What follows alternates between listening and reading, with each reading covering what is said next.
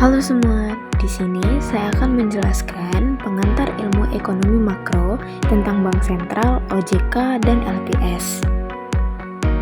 Pertama-tama, saya akan memperkenalkan diri. Nama saya Nadia Mutiara Putri Natasha dengan NPM 2451051005 dari Prodi D3 Perpajakan dengan mata kuliah pengantar ilmu ekonomi makro. Yang pertama adalah pengertian Bank Sentral. Bank Sentral adalah lembaga negara yang mempunyai wewenang untuk mengeluarkan alat pembayaran yang sah dari suatu negara, merumuskan dan melaksanakan kebijakan moneter, mengatur dan menjaga kelancaran sistem pembayaran, mengatur dan mengawasi perbankan, serta menjalankan fungsi sebagai lender of the last resort atau bantuan pendanaan kepada bank yang memiliki kesulitan likuiditas yang dihadapi. Bank Sentral memiliki beberapa peran. Yang pertama, berperan dalam menjaga stabilitas sistem keuangan. Yang kedua, mengatur lembaga keuangan. Yang ketiga, memastikan kepatuhan terhadap peraturan dan perlindungan konsumen. Dan yang keempat, menetapkan dan melaksanakan kebijakan moneter. Jadi, Bank Sentral menggunakan kebijakan moneter untuk mempengaruhi jumlah uang yang beredar dan suku bunga, yang termasuk sebagai operasi pasar terbuka, penetapan suku bunga acuan, dan persyaratan cadangan. Dan apa sih perbedaan bank sentral dan bank umum? Jadi, kalau bank sentral itu memiliki monopoli untuk mengeluarkan uang dan mengatur jumlah uang yang beredar, sedangkan bank umum adalah lembaga keuangan yang menghimpun dana dari masyarakat dan menyalurkannya dalam bentuk kredit. Selanjutnya, saya akan menjelaskan tentang pengertian OJK. OJK atau Otoritas Jasa Keuangan adalah lembaga independen yang bertugas mengawasi, mengatur, dan melindungi sektor jasa keuangan di Indonesia, termasuk perbankan, pasar modal, dan jasa keuangan non-bank, yang berdasarkan Undang-Undang Nomor 21 Tahun 2011. Jadi, OJK harus dibangun dengan adanya komunikasi dan koordinasi yang efektif antara lembaga yang terkait. Selanjutnya adalah fungsi dari OJK. Yang pertama, menjaga stabilitas sistem keuangan, melindungi kepentingan konsumen, mendorong pertumbuhan yang berkelanjutan, berwenang mengatur dan mengawasi lembaga keuangan, memberikan izin operasional, dan bertanggung jawab mendidik masyarakat tentang produk keuangan yang dimiliki.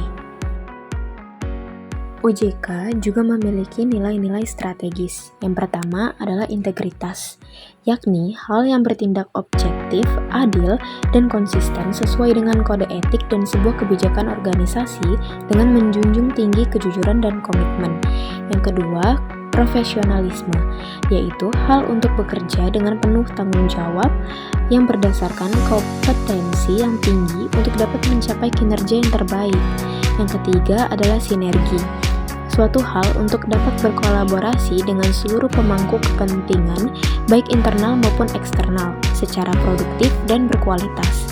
Yang keempat adalah inklusif, hal yang terbuka dan menerima keberagaman pemangku kepentingan, serta dapat memperluas kesempatan dan akses masyarakat terhadap industri keuangan.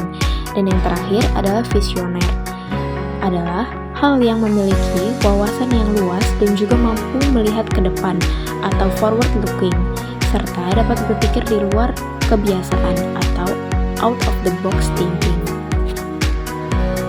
Selanjutnya adalah pengertian dari LPS. LPS adalah lembaga independen yang memiliki fungsi utama untuk menjamin simpanan nasabah di bank yang mengalami kesulitan keuangan yang didirikan berdasarkan Undang-Undang Nomor 24 Tahun 2004 tentang lembaga penjamin simpanan dengan dana yang berasal dari kontribusi kepesertaan bank, premi penjaminan, dan hasil dari investasi. Jadi, adanya LPS ini dengan maksud untuk meningkatkan kepercayaan yang dilakukan nasabah terhadap industri perbankan dan sebagai mekanisme untuk mempermudah bank yang bermasalah supaya dapat dilikuidasi. Nah, LPS sendiri memiliki perbedaan dengan OJK yang terletak pada fungsi dan cakupan tugasnya. Kalau LPS itu fokus pada penjaminan simpanan nasabah, sementara OJK itu badan yang mengawasi dan mengatur seluruh sektor jasa keuangan di Indonesia.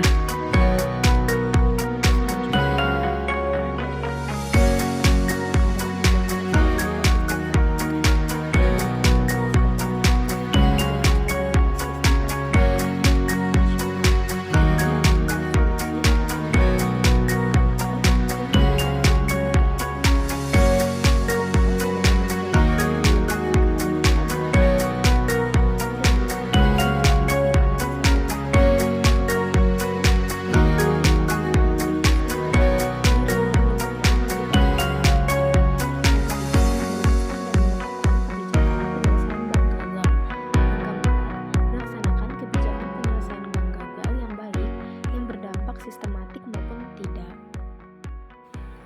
Yang terakhir adalah apa sih hubungannya Bank Sentral dengan OJK dan dengan LPS?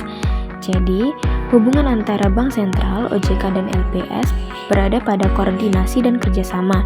Bank Sentral, OJK, dan LPS bekerja sama untuk menjaga stabilitas sistem keuangan. Koordinasi ini penting untuk mengatasi masalah yang mungkin timbul dalam sektor keuangan dan pengawasan yang terintegrasi. Jadi, ketiga lembaga ini memiliki peran masing-masing dalam pengawasan dan regulasi. Namun, mereka saling melengkapi untuk menciptakan sistem keuangan yang aman dan yang stabil. Sekian penjelasan dari saya. Mohon maaf apabila ada kesalahan kata ataupun ucapan. Sekian, terima kasih.